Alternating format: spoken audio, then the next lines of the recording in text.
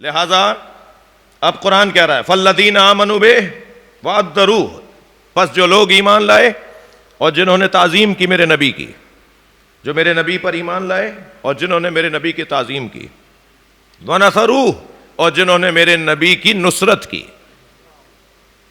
نبی کی نصرت کتنا مشکل کام ہے، اگر اسے میرے بچے اور جوان سمجھنا چاہتے ہیں تو اسلام کی تاریخ میں مسلط کی گئی جنگوں کو پڑھ لیں۔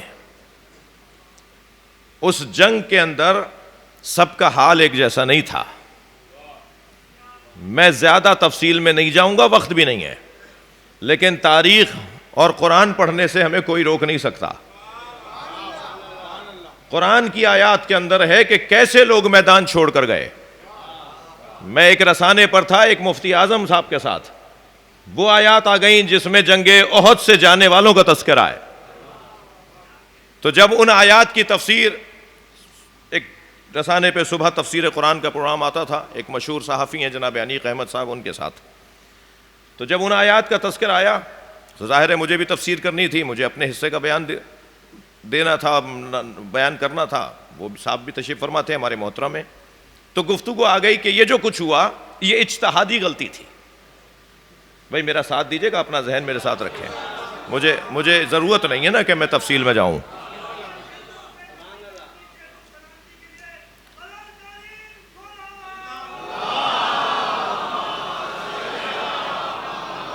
صرف جلدی سے گزرتے ہوئے جلدی سے ایک منظر میں عرض کرنا چاہ رہا ہوں کہ بہت مشکل کام تھا۔ نبی کی نصرت کرنا آسان کام نہیں تھا۔ آج 1400 سال بعد آ کر ہم ذرا اچھل کر نبی کا ساتھ نہ دینے والوں کے اوپر نعرہ لگائیں۔ ساتھ دینے والوں پہ تو نعرہ لگانا جب بنتا ہے، نہ دینے والوں پہ نعرہ لگائیں کہ کیوں نہیں لگایا، کیوں ساتھ نہیں دیا۔ بہت آسان کام نہیں ہے۔ اللہ نے ہم پہ کرم کیا ہے کہ ہم بہت دیر سے آئے۔ ہم اگر اس زمانے میں آئے ہوتے تو بہت سارے لوگ ہوتے کہ جو شاید کسی اور خیمے میں ہوتے۔ تو یہ تاریخ نے ہم پر کرم کیا ہے کہ ابھی آخری محمد آنے والا ہے۔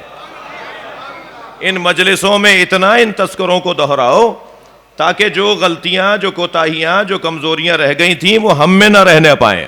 ایک صلوات پڑھے محمد و آل محمد پر۔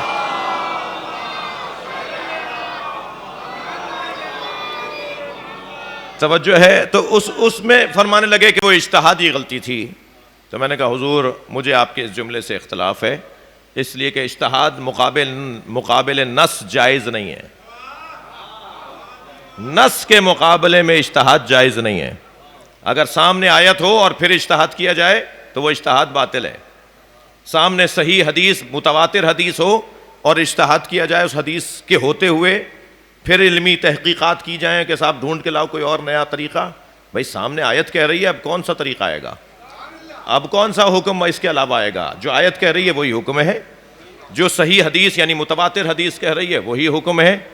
تو پھر یہ آپ اجتہاد یہاں کیوں کر رہے ہیں؟ اجتہاد تو ہوتا ہی ان مسائل میں ہے جہاں آیت میں اشارہ ہو، صراحت نہ ہو، اور جہاں حدیث کے اندر صحیح حدیث یا متواتر حدیث ہمیں نہ مل رہی ہو۔ تو پھر مجتہد کیا کرتا ہے؟ وہ آیات اور احادیث سے اشاروں کو سمجھ کر ایک حکم تلاش کرتا ہے اور ہمارے مسئلے کو حل کرتا ہے۔ اس کے پاس دلیل ہوتی ہے کہ فلاں آیت میں یہ اشارہ ہے، فلاں حدیث میں یہ اشارہ ہے، فلاں تاریخ کے اندر بزرگوں نے یہی کام انجام دیا ہے، لہذا تم بھی یہی انجام دو۔ اسی کو اجتہاد کہا جاتا ہے۔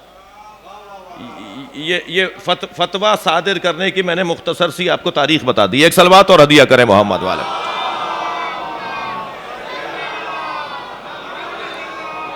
تو میں نے کہا حضور اجتہاد وہاں ہوگا جہاں نص نہیں ہوگی۔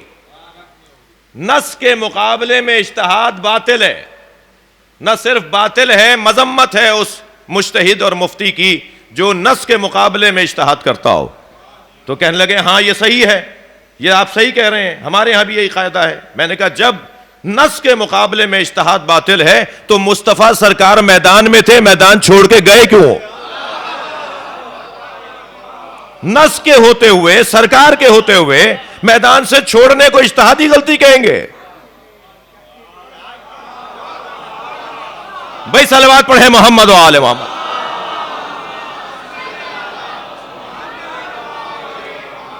یہ سری غلطی تھی۔ اگر یہ سری غلطی، تھک تو نہیں رہے آپ، اگر یہ سری غلطی نہ ہوتی تو پھر یہ معافی کیوں مانگی اور یہ پھر اللہ نے معاف کیوں کیا احد والوں کو؟ میں احد والوں کی بات کر رہا ہوں، ہر میدان والوں کی بات نہیں کر رہا. صلوات پڑھنے ذرا محمد و آل محمد. جی مشکل تھا بھائی، میرا مطلب پورا ہو گیا، میری بات منتقل ہو گئی. مشکل ہے نبی کا ساتھ دینا، جیسے نبی کا ساتھ دینا مشکل ہے. توجہ، میں اپنے مطلب تک آ گیا. نبی کا ساتھ دینا کتنا مشکل ہے؟ کوئی پوچھے نا ان مجاہدوں سے جنہوں نے میدانوں کے اندر مشقتیں اٹھائیں، پریشانیاں اٹھائیں، شہادتیں قبول کیں، جی اپنے عزیزوں کے جنازے دیکھے. ایک دو مثالیں نہیں ہیں، دسیوں تو وہ مثالیں کہ گھر کے سارے مرد مار دیے گئے اور عورتیں جنازہ اٹھانے آئی تھی. جی ایسی مثالیں بھی ہیں.